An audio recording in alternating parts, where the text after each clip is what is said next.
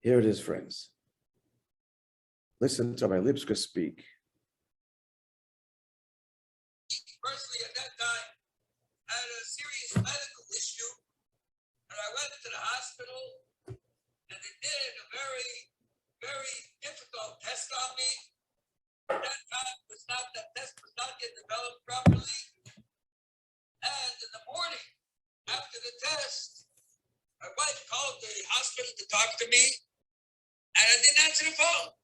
There was another man in the same room with me. So finally, after many rings, he answered the phone, and he says, he's sleeping. He said, wake him up. I said, I can't wake him up. He's sleeping. Anyway, to make a long story short, there was a code blue. I was in a coma, they said. They couldn't wake me up. They didn't know why. Maybe the anesthesia was too strong. Maybe the test didn't work. They couldn't wake me up. My wife came rushing to the hospital. By the time she came to the hospital, there was a whole team of doctors in the room. They closed it up. I just want to say, Nussi, that just came on. Rabbi Lipsker told a story this week about himself.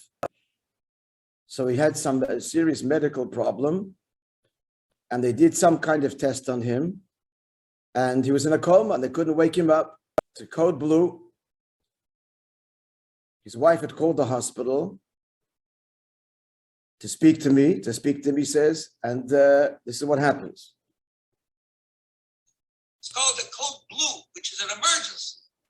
They can't come in. Of course, the first thing she did was she ran to the nurse's station and she called 770.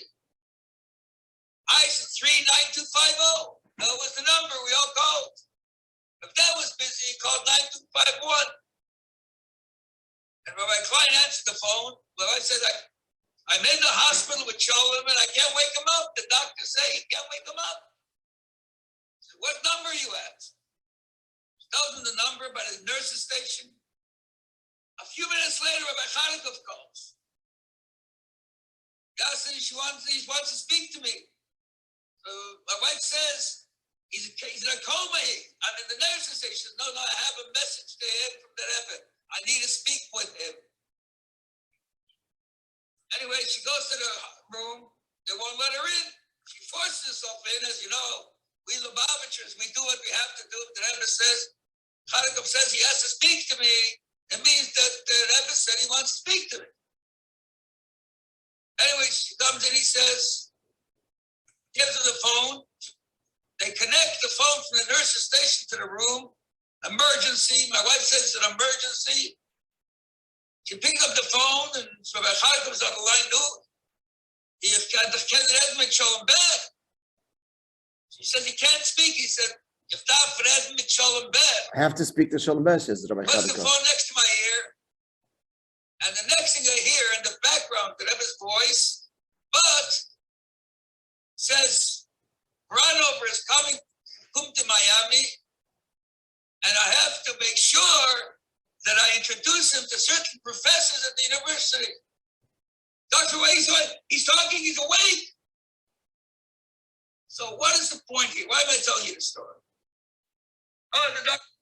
Okay, so just to repeat the story here, because the players are very significant. So Rabbi Lipsker is in this coma. He explained earlier it was a new kind of test, and he doesn't know something went wrong, anesthesia or the test itself, and he was, as he says, code blue. They couldn't awaken him. His wife came rushing to the hospital, and she called 770 from the nursing station, and she told Rabbi Klein the story.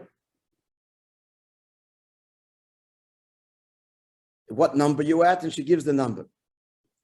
A few minutes later, Rabbi Chassidic, the Rebbe's personal secretary, the direct secretary, calls to the nursing station, and Mrs. Lipsker, Chani Lipsker, is speaking to him, and he says that I basically have a message from the Rebbe to Sholem Bed. He's in a coma. I have a message. I have to speak to him. So she makes a whole fuss. It's an emergency, and they connect the nursing station phone, transfer it to the phone in the ICU or wherever he is there. And she picks up the phone over there, and Rabbi Chassidic says, I have to speak to him. So she puts the phone to his ear. And the Rebbe speaks. And Shalom Bey hears. And the Rebbe says as follows, Branover. So Professor Branover was a Russian scientist, the Lubavitcher Chassid that became about tshuva in Russia, and a famous scientist who wrote wonderful books. And he's coming to Miami. He was makad of a lot of people, this Branover. I used to give out his book. It was called My Return. He read the book. I used to, in the early days, it was one of the only books really that, which is incredible, his own story of how in Russia it became about tshuva and so on. So he's coming to Miami. The Rebbe is telling Shalom Bel Lipsker, and Shalom Bel Lipsker should see to put him in touch with certain professors at the university. And he's hearing this and responds, and that was the end of the story. So Lipsker goes on to say to the shluchim, he told us last week, whoever was on the phone there, that this incredible message, we have a job to do. We have a job to do, and that is the beginning and the end of the story. And if we do so, then we matzliach. But I want to add to the story. This is obviously an incredible story. And possibly the following is also part of it, and that is the Rebbe chooses to give a bracha. What's the greatest vessel for Hashem's brachas is our utter devotion to the cause. That's the greatest vessel. The greatest vessel. You've got Shalom Ber, you've got work to do. This professor Browner is coming to Miami, and you've got to make the connections. Finished. And with this came, he woke up. It's a very powerful story. And I think that's the most important message.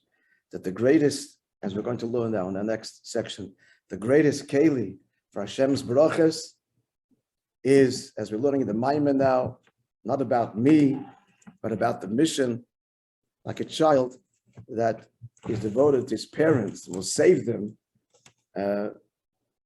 from any threat, even giving up his own life more than his own life because it's his parents.